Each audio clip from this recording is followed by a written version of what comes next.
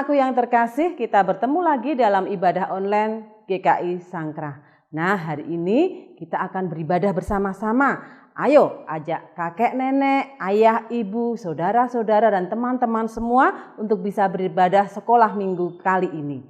Nah, sebelum kita masuk dalam ibadah kali ini, mari kita pujikan sebuah pujian, Mampirlah Dengar Doaku.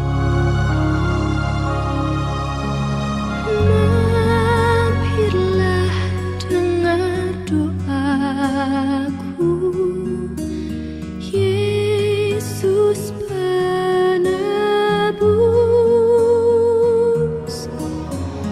orang lain kau hampiri, jangan jalan terus.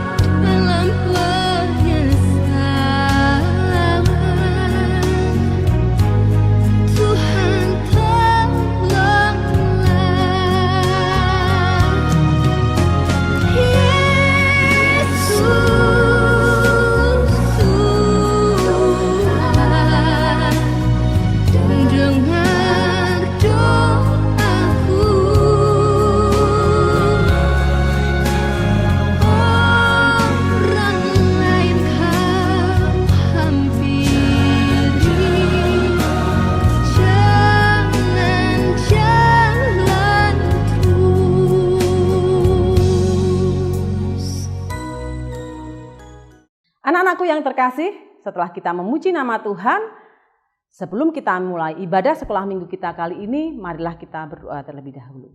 Mari kita berdoa. Terima kasih Tuhan atas hari yang indah sehingga kami boleh bersama-sama lagi untuk bersekolah minggu online pada hari ini. Kiranya Engkau memberikan hikmat, kiranya Engkau menyertai kami sehingga kami memahami atas semua firman yang akan disampaikan pada ibadah kita kali ini. Tuhan, kami berharap bahwa firman kali ini bisa menjadi pedoman bagi kami semua untuk dapat melangkah hidup sesuai dengan kehendak-Mu. Kami serahkan semuanya dalam tangan kuasa-Mu, di dalam nama Putra-Mu yang tunggal Tuhan kami, Yesus Kristus kami sudah berdoa dan mengucap syukur. Haleluya, amin. Nah anak-anakku semua, sebelum kita mulai firman hari ini firmannya akan dibawakan oleh Uncle Wanto. Apa kira-kira judulnya? Judulnya adalah Harapan di Balik Kuasa Doa. Nah, sebelum kita masuk dalam firman hari ini, satu pujian akan kita persembahkan untuk Allah kita yang luar biasa. Baca kitab suci, doa biasa. Kalau mau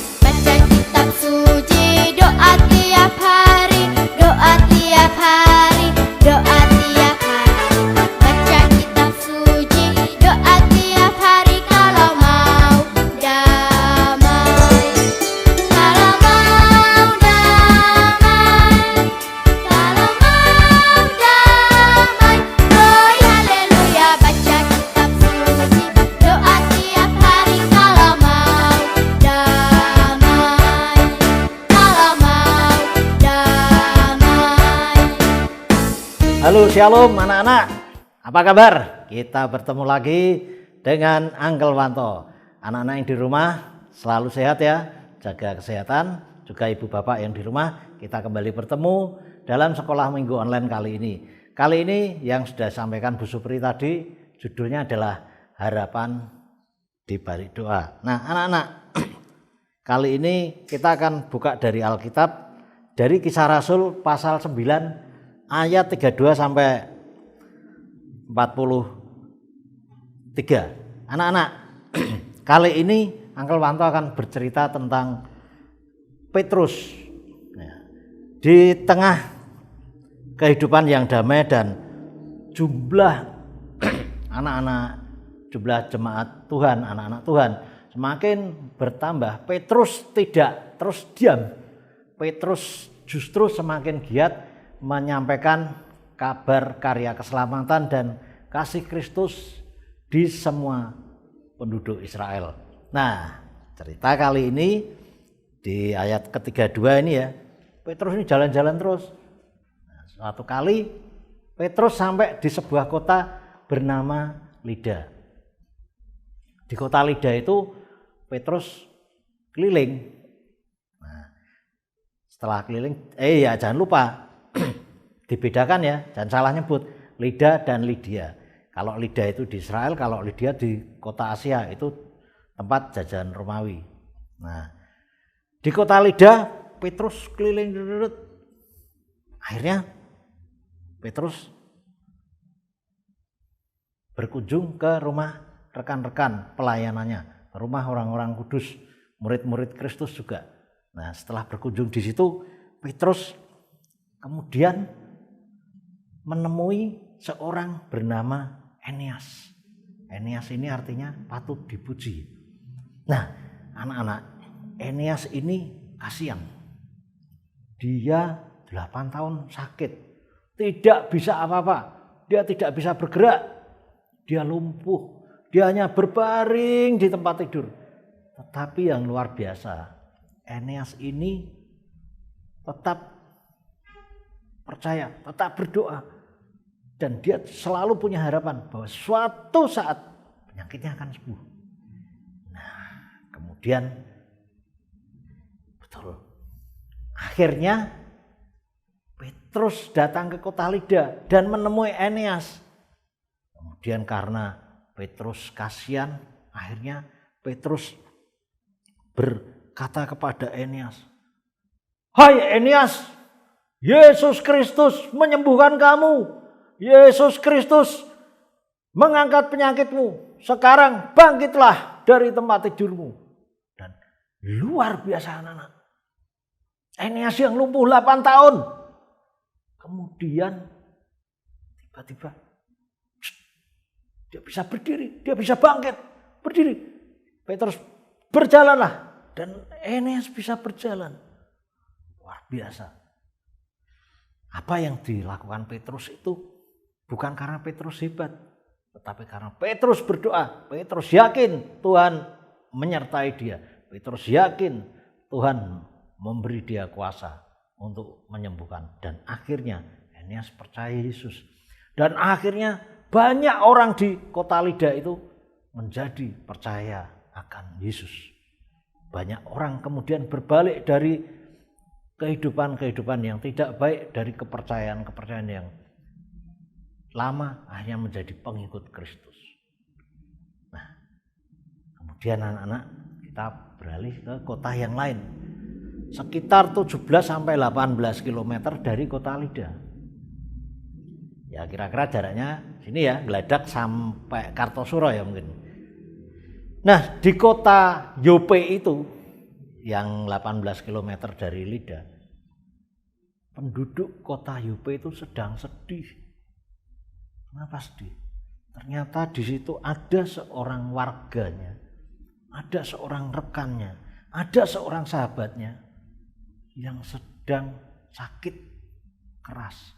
Dan sahabat itu sangat dicintai oleh penduduk kota Yope karena dia dermawan, suka menolong, dia welas asih, sangat mengasihi orang-orang di situ. Orang itu bernama Tabita. Nah, ketika Tabita sakit keras ini, tiba-tiba ada seorang murid Tuhan yang, aku dengar Petrus tidak jauh dari sini loh. Di mana? Di Lida. Oh, deket loh. Dipanggil aja. Katanya aku dengar barusan menyembuhkan seorang bernama Eneas yang lumpuh 8 tahun dan bisa berjalan. Wah, panggil aja. Oh, kalau gitu kita utus teman kita. Akhirnya penduduk kota Yope mengutus salah seorang temannya, kemudian menemui Petrus.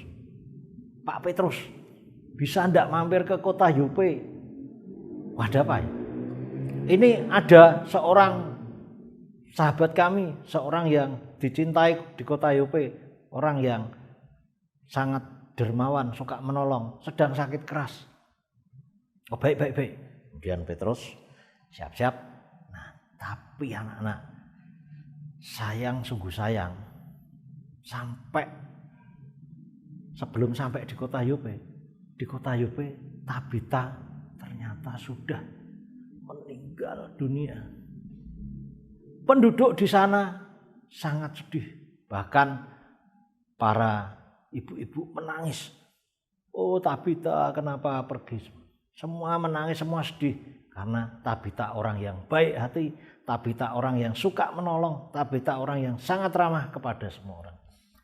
Akhirnya sampai di sana Petrus datang. Wah, Pak Petrus, gimana ini? Sudah terlambat, Tabita sudah meninggal. Apa jawab Petrus? Tenang, sekarang kalian semua keluar dari ruangan ini, aku akan masuk. Dan kemudian benar, Petrus masuk ke rumahnya Tabita. Kemudian Petrus berlutut dan berdoa, ya Yesus, harapanku, Tuhanku, beri aku kuasa perkenan untuk menyembuhkan Tabita. Dan Petrus kemudian selesai berdoa berkata, Tabita, bangunlah dari tidurmu. Kemudian tiba-tiba Tabita yang sudah meninggal, matanya yang tertutup, membuka mata. Ya, kemudian apa yang terjadi anak-anak? Tabita bangun, padahal sudah mati, sudah meninggal. Akhirnya Tabita bangun dan hidup kembali. Wah, seluruh tetangganya, seluruh teman-temannya, seluruh sahabatnya, bahkan seluruh kota Yope begitu gembira. Tabita hidup. Dan apa yang terjadi? Kemudian mereka menyembah Tuhan. Mereka kemudian hidup di dalam Kristus. Mereka hanya berharap pada Kristus. Nah, itu cerita tentang Eneas dan Tabita. Apa yang bisa kita ambil dari kisah ini? Anak-anak, kita belajar dari Eneas yang 8 tahun lumpuh terbaring. Dia berdoa memohon kesembuhan. Dan akhirnya Tuhan mengutus Petrus, mengirim Petrus ke kota Lida. Dan doanya tidak sia-sia. Eneas yang selalu memiliki pengharapan akhirnya disembuhkan, mengalami mujizat kesembuhan. Kemudian warga kota Yope yang sudah putus asa, Tabita yang meninggal. Oh, ini orang sudah meninggal, tidak ada harapan. Akhirnya apa anak-anak? Petrus datang lagi. Tuhan mengutus Petrus. Dan Petrus menyembuhkan. Tabita bangkit. Anak-anak, hidup kita harus seperti Eneas, seperti orang-orang kota Yope. Dan juga seperti Petrus. Yang selalu berdoa berharap pada Tuhan. Yang selalu memiliki harapan di dalam doanya. Anak-anak pun juga demikian. Tidak ada lagi takut. Tidak ada lagi cemas. Ketika kita berdoa, jangan lagi ada khawatir. Percaya pada Tuhan. Percaya dan berserah. Karena Tuhan akan menolong kita pada waktunya, sesuai waktu Tuhan. Dan kita selalu memiliki pengharapan di dalam Tuhan. Itu yang bisa Uncle Wanto sampaikan anak-anak. Semoga kita selalu hidup di dalam Tuhan. Kita percaya Yesus, percaya bahwa Yesus adalah juru selamat, jalan dan kebenaran dan hidup yang kekal. Amin. Dan percaya bahwa doa orang benar akan besar kuasanya. Yakobus 5 ayat 16b. Ya, Tuhan berkati kita. Amin. Tuhan berkati firman-Nya. Mari kita berdoa. Yesus, terima kasih kami sudah boleh belajar dari Eneas, kami sudah boleh belajar dari Tabita, kami sudah boleh belajar dari Petrus, juga penduduk kota Lida, penduduk kota Yope yang selalu memiliki pengharapan di dalam Engkau dan selalu berdoa, selalu melakukan komunikasi, melakukan doa-doa kepada Engkau setiap saat dan selalu memiliki pengharapan yang tidak pernah ada hentinya. Mereka tidak pernah putus asa. Ajar kami untuk seperti itu, bahwa di dalam Engkau ya Yesus ada pengharapan, di dalam Engkau ada kuasa. Terima kasih Yesus, kami serahkan anak-anak dimanapun mereka berada, dan juga setiap orang tua dimanapun mereka berada. Tuhan berkati, Tuhan juga sertai mereka di tengah pandemi yang masih berjalan ini. Biarlah kami juga boleh Engkau lindungi dalam kesehatan, dalam kekuatan. Terima kasih Yesus. Kami yakin dan percaya Engkau mendengar doa kami, karena doa ini kami naikkan dalam cinta kasih-Mu. Terima kasih Yesus. Haleluya. Amin.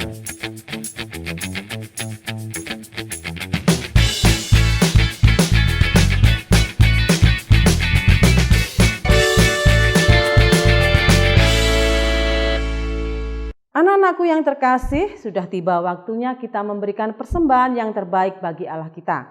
Sebagai ucapan syukur kita atas setiap berkat yang telah kita terima dalam kehidupan kita sehari-hari. Ucapan syukur bisa berupa doa, pujian, ataupun mempersembahkan yang terbaik yang kita miliki. Bisa keahlian, talenta kita, atau sesuatu yang berharga yang kita miliki untuk dipersembahkan kepada Tuhan. Siapkan uang persembahan kalian, masukkan ke dalam kotak yang sudah kalian buat, dan nanti pada tiba waktunya akan dikumpulkan bersama-sama kepada guru sekolah minggu kalian masing-masing. Untuk persembahan kita kali ini, marilah kita pujikan Beri Syukur, Beri Syukur. Beri syukur, beri syukur, rasa syukur, beri syukur, susah ataupun senang beri syukur. Panjatkan doamu, segenap hatimu, kasihnya Yesus jadi milikmu. Beri syukur, bila syukur, beri syukur, susah ataupun senang beri syukur. Panjatkan doamu, segenap hatimu, kasihnya Yesus jadi milikmu. Nah, semua tibalah kita di penghujung acara. Tetapi jangan lupa, hari ini Bu Supri dan Angken Walto punya sesuatu tugas untuk kalian. Tugasnya apa? Ajak ayah dan ibu untuk berdoa bersama-sama. Untuk adik-adik yang balita dan TK boleh didampingi ayah dan ibu. Jadi ayah dan ibu membawakan sebuah doa Bapa kami dan anak-anak boleh menirukannya. Divideokan atau direkam lewat voice note dan akan dikirimkan ke guru sekolah minggu kalian masing-masing lewat grup WA kelas masing-masing. Tiba waktunya anak-anak semua kita akan berpisah, tetapi jangan lupa bahwa minggu depan kita akan berjumpa lagi dalam sekolah minggu online. Saya mengucapkan terima kasih untuk Bapak dan Ibu serta saudara semua yang sudah mendampingi adik-adik dalam ibadah kita kali ini. Sampai jumpa, Tuhan memberkati. Dan jangan lupa tetap prokes. Shalom.